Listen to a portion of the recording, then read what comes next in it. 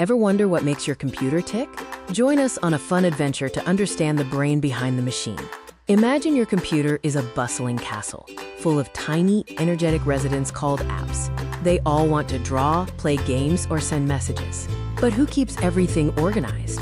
That's the operating system, or OS. Think of it as the castle's super smart, sometimes grumpy, but always helpful manager.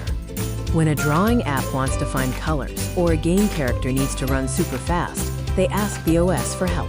The OS makes sure everyone gets what they need. And what about talking to the printer or the keyboard? The OS is the translator.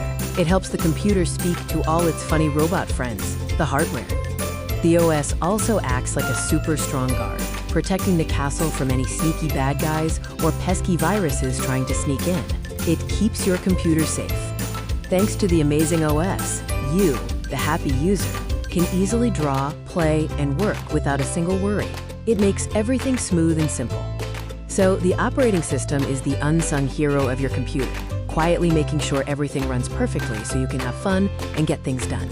Hooray for the OS. Subscribe for more such interesting videos.